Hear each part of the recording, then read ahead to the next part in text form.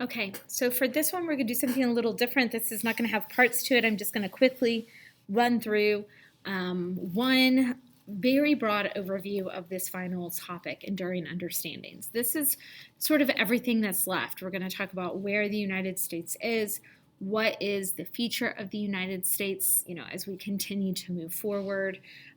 We're going to mention Trump, so we're going all the way up to essentially modern day America. And you're going to hear my coffee maker in just a second. I apologize, it's very loud. Okay, so here are our terms. We're going to talk about the European Union, different trade agreements like NAFTA. This is George W. Bush. The Patriot Act, which we'll have some assignments on, Obama, Hillary Clinton, even the Tea Party movement. Look, even Oprah Winfrey's on there. So a little bit of everything here.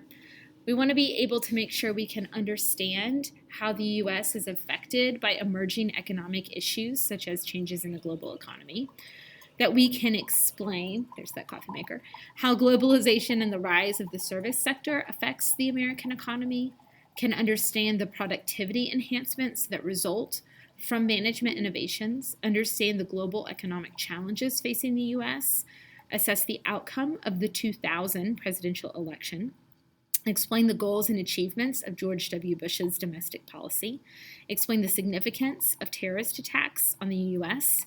and the U.S. involvement in world affairs, summarize the important issues of Bush's second term, understand the causes and effects of the 2008 financial crisis and economic recession, assess the outcome of the 2008 presidential election, explain the goals of Obama's economic and healthcare policy, describe Obama's involvement in world affairs, summarize Obama's second term, analyze the causes and effects of immigration on American society, summarize summarize the causes and effects of changing demographics, discuss the environmental issues facing Americans, explain the effects of communications technology on the economy, and understand the issues Americans face in the 20th century. So with the end of the Cold War, the U.S. emerged as the sole superpower in a dramatically changing world. No longer defined by its role as the leading opponent of communism, the U.S. had to carve out a new role for itself in the world of globalization and increasing regional conflict. President Clinton was the nation's first baby boomer president. He ushered in this new period of American soul searching. The free trade agreements made during his presidency showed how clearly he understood the impact of government policies on the economy. These policies will continue to shape the American economy in the 21st century. This is an image of workers at a Philippine manufacturing plant making Blu-ray components, many of which will end up in products imported to the United States. We've talked for a really long time about the issue of tariffs. Since we started having conversations about trade in the United States, we've been talking about tariffs. Trade organizations are just a way for groups of countries to get together and say, we're not going to have any tariffs, or we're going to have low tariffs. We're going to work together. The European Union is at its heart an economic trade union, right? Today, technological changes also continue to have a dramatic effect on the American economy, raising the standard of living. New technology influences how and where people do their jobs. Look at this. We can work from home, right? Think about the teleworking that I did at the beginning of the year. That would not have been possible. Some of you guys are learning virtual. Not possible, right? Until this new technology boom. In this changing economy, one sector, the service industry, has also grown rapidly. A lower percentage of Americans than ever before work on assembly lines or farms. Instead, they provide services, right? What type of job do you want to have when you get older? Do you want to work for the government? Do you want to be a farmer? Or do you want to go into this service industry? This is Wall Street brokers analyzing financial data using computers. Look at those computers. I bet they don't look like that in those offices anymore. Because factory jobs decline, you also see a decline in union membership. Since the 1920s, the U.S. has had the world's largest national economy. The reasons are many and varied, but include political stability, abundant natural resources, high worker productivity, favorable immigration policies, a culture that emphasizes hard work for enterprise, education, innovation. All of these advantages have almost guaranteed America's economic success. But today, the U.S. faces new challenges in a very rapidly changing economy. China is a very serious economic rival. This is in 2008, Chinese workers assembling electronics. By 2010, China has become the world's leading exporter of manufactured goods, as measured by the value of goods exported. In 2000, we see Bush v. Gore. Clinton's legacy of strong personal economy, of a strong economy coupled with personal scandal polarized voters. There's not a lot of debate about whether or not Clinton had good economic policies, but there's a lot of debate about what he did to the presidency. Did he tarnish it or did he not tarnish it? And Gore, fairly or unfairly, as his vice president, brings that legacy with him into the election. It's an incredibly close fight. It ends up in the Supreme Court. Gore will concede and George W. Bush will win the election. This is how close it was. 271, 266, 50.5, 49.5. But Gore just edges him out in the popular vote. Once in office, Bush will turn his attention to domestic issues. Like most Republicans, Bush believed tax cuts would stimulate the economy and create new jobs. In 2001, he pushes a highly controversial $1.3 trillion tax cut through. The tax cut puts more money in the hands of consumers, but most of the benefits of the tax cut go to the wealthiest Americans, and the federal budget deficit will continue to increase. He also pushes education reform, including No Child Left Behind, involving expanding and improving educational opportunities for children. But while Bush thought that his focus was going to be on the economy, right? It was going to be on domestic issues. Presidents don't get to choose it.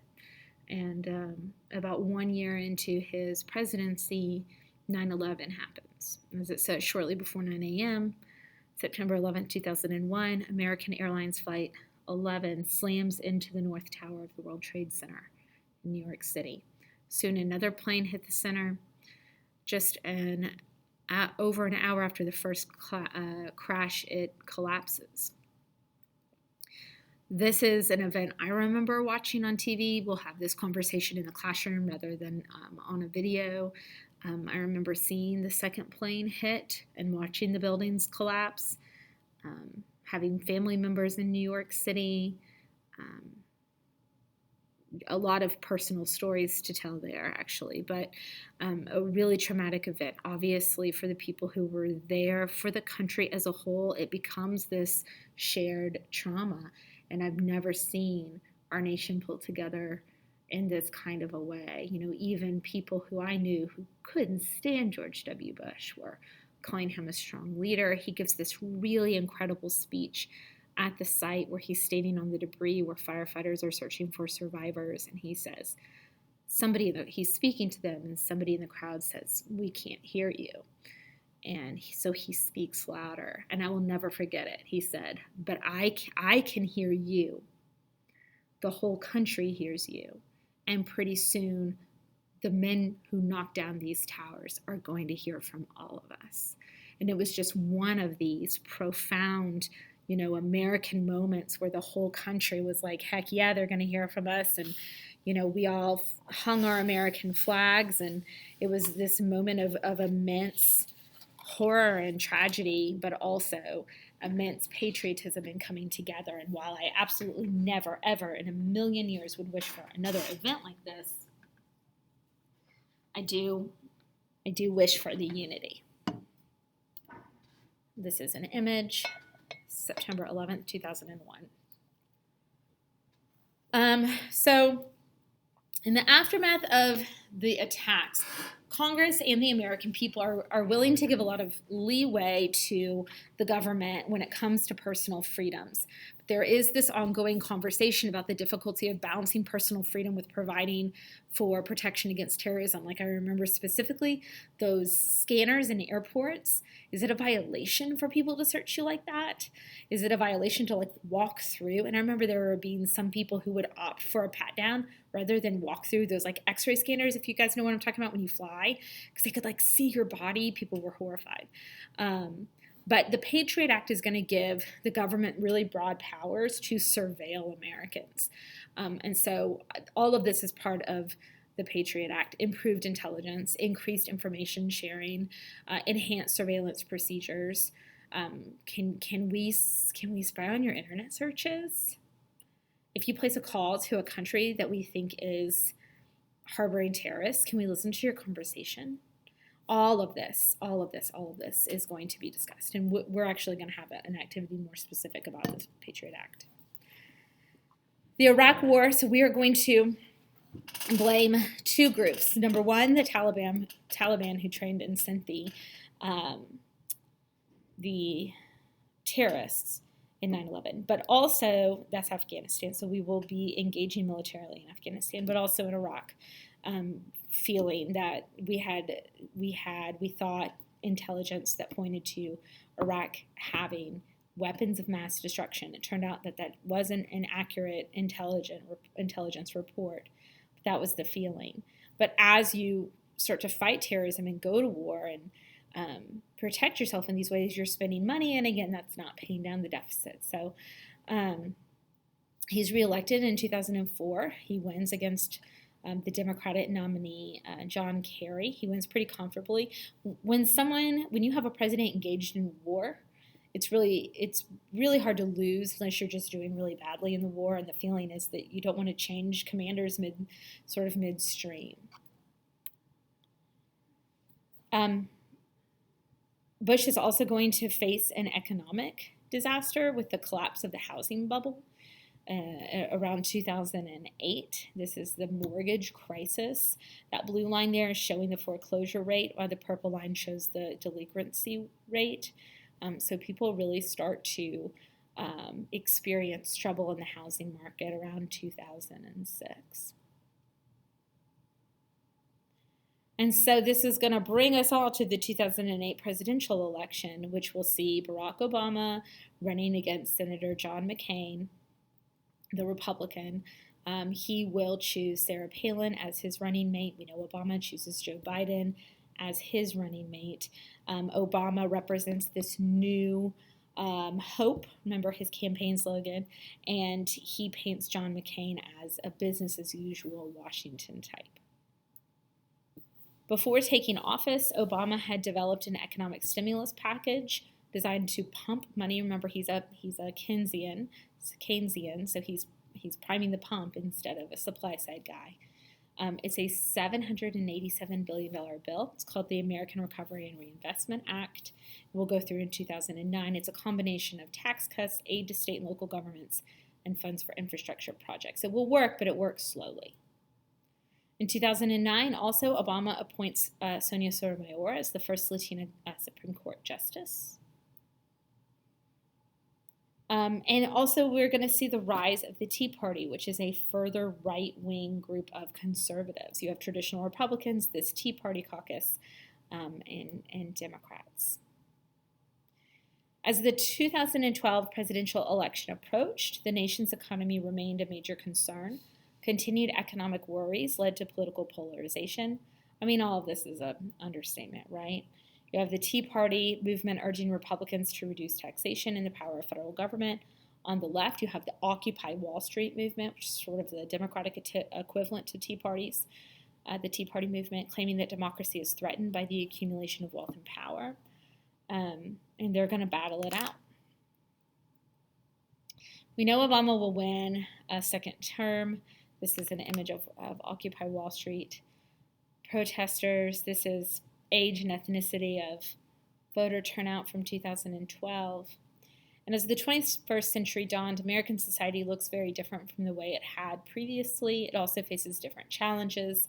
As the nation entered a new millennium, it sought ways to preserve its heritage while at the same time adapting to rapid social, political, and technological change. So just like we've talked about so many times before, when we're moving forward into a brave new world of morality and technology and identity and ideas, there's always going to be elements that want to preserve certain traditions. This is a great image of immigrants becoming U.S. citizens in 2013. This is where are immigrants coming from, right? Sources of immigration. The Americas is obviously a really large chunk of that. At the beginning of 2000, Americans were on the move more than ever. Coastal cities as well as the Sun Belt or the region of warm southern and southwestern states saw rapid growth. The family is changing. All of these new ideas. The average number of people in your household, the average family size, shrinking a little bit. Unmarried couples are growing. More and more people are getting married and deciding either not to have kids at all or at least to wait.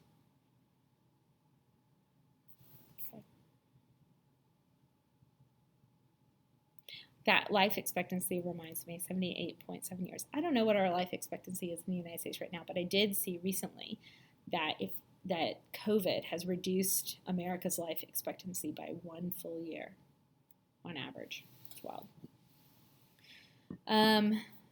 There's also the controversies, I'll use that term, over college admissions, affirmative action, should there be quotas, what percentage of minority populations should colleges accept as part of their larger population. That's an ongoing conversation.